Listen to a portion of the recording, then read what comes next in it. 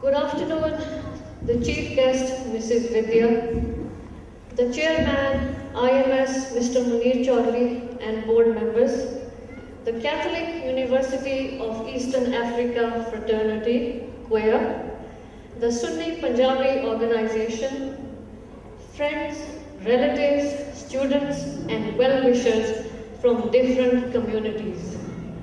I am so very excited and glad that you have all come to support and encourage me on my first book launch, for which I am most grateful. Dear friends, my novel is based on a new concept, as there have been many books by Asian writers before on migration, politics, and history. But Wild Hearts of the Savannah is a totally new genre, as it is a romantic, adventurous, fictional novel based on certain true events. It is therefore a new contribution to Kenyan Asian literature, as it fills a literary gap and sets a new trend in writing. When you read through The Wild Hearts of the Savannah, you will see the way of life of the fourth generation Kenyan Asians and follow them through their adventures in the wilderness of Africa and be a part of their intriguing safaris. Through the eyes of the protagonists, you will get to see what the Asian cultural festivities are like and how we celebrate them. The pace of our lives as the young generation of Kenyan Asians is very fast and dynamic and is reflected in the book, as the characters are very vibrant and always engaged in some interesting activity. The novel also covers the aspect of insecurity and the dilemma faced by people today. Farah, who is Kaz's love interest, is a character who is larger than life and is strongly attracted to Shamiran, a charismatic foreigner from Britain. As you read about Farah and her journey to find her true love, you will come across several twists and turns and find yourself caught up in the midst of a powerful love triangle and a lot of action. So be ready to experience a thrilling tale of adventure and danger. Many of my friends,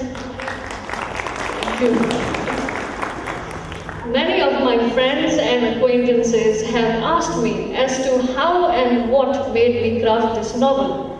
And today, I'd like to answer their questions by saying that it has taken Wild Hearts of the Savannah over 5 years to come to completion. I started writing it when I was a final year student at the Catholic University of Eastern Africa. The exposure and education at the university widened my horizons as a writer and enabled me to create this novel. The key aspirations for the creation of Wild Hearts of the Savannah have been my parents, who in their younger years had a passion for hunting and excursions in the wilderness.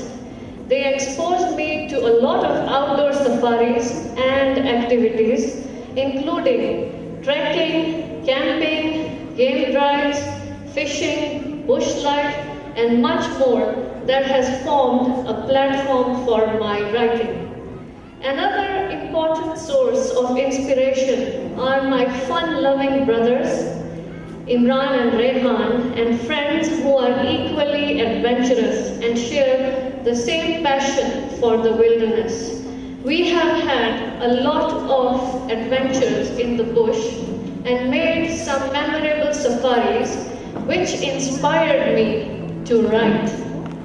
This book not only follows the Kenyan Asians, but brings in a revival of the glorious past. In particular, the Middle Eastern and Oriental icons like Gaz, who is a modern-day avatar of the legendary Majnun, who inspired the Sufis and the romantic genre of Asiatic literature. There is hence rich symbolism which will unfold as you read this novel.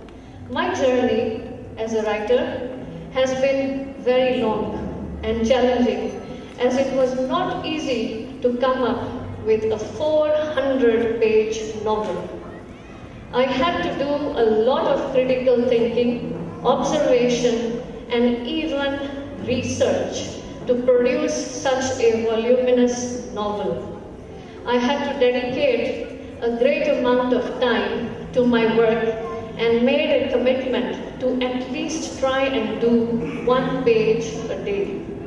There were times when I would feel inspired and even do hours of writing that would stretch into the night. In the process, I also attended many seminars and trainings on writing that inspired me further and gave me the literary skills I needed. A notable workshop I attended was a writer's training seminar organized by Kwani, which really helped me shape my novel. And I'd like to encourage some of my friends from Kwani who are here today to keep up their good work and continue holding more trainings for young writers. This novel has been fashioned to suit the modern way of writing as per what I learned, and is a new way of expressing oneself. The writing style and expressions are therefore different, so it is very much unlike the conventional school of thought, as it starts in the action and reveals an ongoing conflict in the mind of Gaz, the protagonist. So be prepared for a new experience in reading. At the same time, I'd like to add that this is a self-published novel. I have practically done everything by myself, including initiating the publishing and launching it on my own. I didn't want to wait to get published traditionally and waste more time, so I decided to self-publish. Therefore, I look forward to your support by purchasing the book, as this is my first attempt and a bold step for a budding author. I would be very happy to autograph for those who would like me to do so. Today, we will not only be launching my novel, but also my personal website as the author of Wild Hearts of the Savannah. All my fans who feel that they still want to know more about me are welcome to access my website at www.ferzanacocker.com. We will show it soon. Please log on to my web pages to find out more about the background to the novel and my history and many more details that I have not gone through here due to time constraints. There is also a suggestion to turn this novel into a movie or TV serial, and we are looking into this prospect, which again is a very involving process, for which we will need sponsors in order to turn this into reality. If you have any suggestions and ideas, please contact me through my website. I would like to take this opportunity to acknowledge all of you present here today. I owe my gratitude to the Catholic University of Eastern Africa Fraternity for being so supportive. They have even published me on their university website as a student author.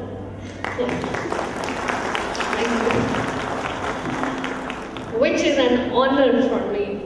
Thank you so much, Quea. Thank you so much. Especially my HOD, Sister Lucy. Sister Lucy, are you there? Thank you. The English, that's Sister Lucy. HOD English Department, thank you. The English Department lecturers, thank you so much. And the Office of the Vice Chancellor from Quea, plus my student friends from Quea. Are you there, student friends from Quea? Yes, thank you, thank you. You have all been very wonderful. I would also like to appreciate the following messers: Khalid Dar, SPO Chairman, Najib Deen, Faisal Malik, Arshad Khan, Tarak Khwaja, and the entire Sunni Punjabi organization for assisting me with the publicity and invitations for this event, including the SPO members from the community who are present here today.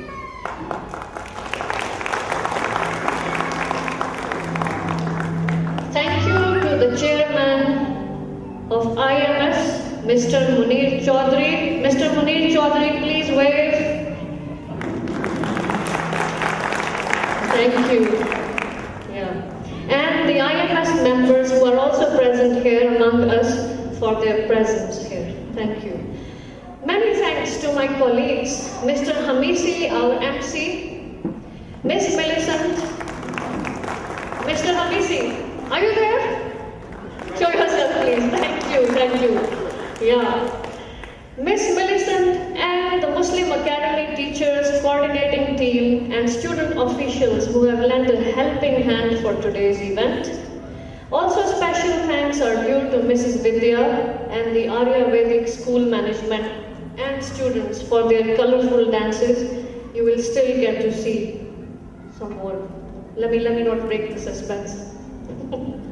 I would like to single out Mr. Alauddin Qureshi for his write-up about this book launch in the Sunday Nation last week.